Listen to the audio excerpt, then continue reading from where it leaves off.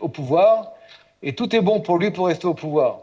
Tous les éléments qu'il peut utiliser pour rester au pouvoir seront utilisés. Du côté américain, du côté israélien, nous continuons une campagne, surtout aérienne, avec un plan d'action extrêmement précis, avec un déroulé d'un plan extrêmement précis, avec des buts où nous visons à la fois des objectifs militaires, je vous l'ai dit, les missiles, les munitions, les radars, les forces antiaériennes. Aujourd'hui, on pourrait dire que l'Iran est presque aveugle. L'Iran est presque aveugle, c'est-à-dire qu'ils sont presque incapables de voir, à part d'entendre le bruit des avions, qu'est-ce qu'ils veulent dans les ciels iraniens. Nous avons un contrôle quasi total du ciel iranien. Ce contrôle quasi total du ciel iranien nous permet de frapper des objectifs et des sites militaires, sécuritaires, industriels, militaires, sans qu'on ait la menace d'être frappés ou attaqués par des missiles anti-aériens. Nous avons également détruit la quasi-totalité des radars et du système de contrôle du ciel iranien. Nous avons également fait qu'il y a des grosses difficultés, et je suis prudent dans ce que je vous dis, de communication entre les différentes unités et le commandement central. Mais malgré cela, là où nous parlons, le régime est toujours en place. Comme vous savez, ils ont nommé un nouveau guide suprême qui est le fils de l'ancien guide suprême, Mojtaba Khamenei, 56 ans, plus extrême que son père, plus radical. Nous savons qu'il est aussi un très riche homme d'affaires qui s'est enrichi évidemment sur le dos du régime des gagnants de la Révolution. Il y a des bruits qui disent que le guide suprême, en mourant, a laissé un héritage de 195 milliards de dollars. Ce n'est pas de l'argent qu'on gagne lorsqu'on est au pouvoir, c'est de l'argent qu'on gagne lorsqu'on vole le peuple, qu'on vole son pays depuis des dizaines d'années. Nous avons que le guide suprême actuel qui a été élu est également richissime par un formidable portefeuille immobilier en Europe, dont des hôtels. Et ce régime qui opprime son peuple, qui court, encore une fois, à la destruction d'Israël, s'est également bien arrangé pour voler son peuple et pour s'enrichir sur le dos du peuple iranien en utilisant des conflits qui n'ont rien à voir avec l'intérêt du peuple iranien. Du côté israélien, ce que je peux vous dire, je sais que Son Excellence, Monsieur l'ambassadeur Yuval Vax vous l'a dit, nous ne sommes en aucun cas en guerre avec le peuple iranien. Bien au contraire.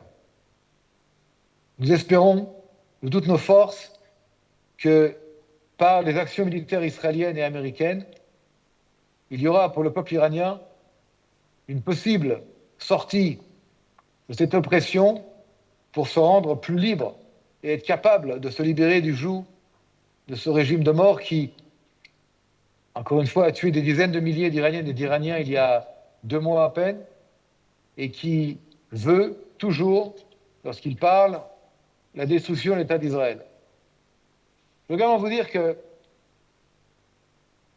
parfois les gens nous demandent, mais pourquoi vous avez attaqué l'Iran? Alors je vais vous dire pourquoi. Mais d'abord, on ne veut pas mourir, et on veut vivre. On a le droit de vivre comme n'importe quel pays, comme le Sénégal a le droit de vivre, comme la Guinée, comme la Côte d'Ivoire, comme le Gabon, comme tous les pays du monde ont le droit de vivre en sécurité. Chacun a le droit de penser ce qu'il veut, mais chacun a le droit de vivre et surtout de ne pas être menacé de destruction physique et totale par un pays qui le fait au nom d'une idéologie qui n'a rien à voir avec l'intérêt du peuple iranien. Le fait d'avoir agi aujourd'hui n'est pas le début d'une guerre. C'est une étape que nous avons franchie dans une dynamique générale où depuis 47 ans, c'est l'Iran des mollahs qui veut détruire l'État d'Israël. Et vous le savez par différents moyens, par le Hezbollah, par le Hamas, par les Houthis au Yémen. Il a essayé de créer une sorte de, comment vous dire, de cercle avec ces proxys, avec ces supplétifs qui reçoivent entre 1 et 2 milliards de dollars par an depuis des années des caisses des gardiens de la Révolution, de l'argent qui provient du pétrole et de la drogue et du trafic. Et d'ailleurs, lorsqu'il y a quelques jours, nous avons frappé 4 dépôts de pétrole à Téhéran, nous avons frappé en fait 4 dépôts de pétrole qui appartiennent directement aux gardiens de la Révolution, qui vendent ce pétrole, en général à des pays, je ne veux pas dire le nom pour garder un certain style diplomatique, mais qui vendent ce pétrole à des prix moins chers que sur le marché, et l'argent va dans les caisses et dans les poches des gardiens de la Révolution et du régime pour faire la guerre et pour se préparer à la guerre. Aujourd'hui, nous sommes dans une situation où, au niveau des acquis militaires, ils sont extrêmement nombreux. Mais le régime est toujours en place. Et nous continuons à l'heure où nous parlons. Là, je vous parle maintenant, il y a des frappes importantes à Téhéran par l'armée de l'air israélienne sur des bases du régime iranien. Nous touchons également les Basiji et les gardiens de la Révolution qui sont directement impliqués dans les répressions du peuple iranien au mois de janvier. La question que peut-être vous allez me poser, combien de temps cette guerre va durer? Elle va durer le temps qu'il faut. Parce que Israël et Tzahal, nous n'avons pas de chronomètre en main pour limiter nos actions militaires et sécuritaires. Vous savez également que nous sommes bombardés quotidiennement par des missiles balistiques, c'était le cas encore ce matin et hier soir, qui font des morts. On a eu des morts hier, 3 morts et des blessés. Le Hezbollah également attaque Israël. Il n'est pas impossible que d'autres proxys, d'autres supplétifs se joignent à la campagne de soutien à l'Iran, des mollahs. Nous savons également que le Hamas et que le Hezbollah ont prêté allégeance hier et avant-hier au nouveau guide suprême. Donc nous sommes prêts à toute éventualité. Mais l'État d'Israël ne laissera plus jamais le régime des mollahs être une menace comme c'était le cas auparavant, et évidemment être une menace nucléaire pour l'État d'Israël. Je vais m'arrêter là et vous laisser peut-être des questions. Juste avant mes questions, vous dire encore une chose. Nous sommes un pays qui veut la paix. Mais comme le dit un certain dicton, pour avoir la paix, il faut être prêt à la guerre. Et Israël, en allant dans cette campagne contre le régime des mollahs, fera tout, croyez-moi, pour ensuite revenir à une situation de paix, d'agrandissement, je l'espère, nous l'espérons tous, des accords d'Abraham.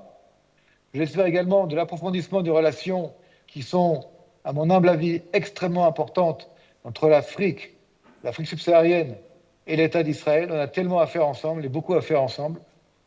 Et je connais un peu l'Afrique et c'est une région extraordinaire, des peuples merveilleux. J'ai beaucoup d'amis en Afrique subsaharienne et j'espère que malgré cette situation aujourd'hui compliquée au Moyen-Orient, vos yeux et vos cœurs regarderont Israël avec toujours le même regard, parce que nous, du côté israélien, croyez-moi, je sais ce que je dis, nous avons tellement à faire ensemble dans tous les niveaux. Au niveau développement, au niveau médical, au niveau éducation, au niveau sécurité, mais peut-être avant tout au niveau humain. Donc je vais m'arrêter là et je vous laisse maintenant les questions, s'il y a des questions évidemment.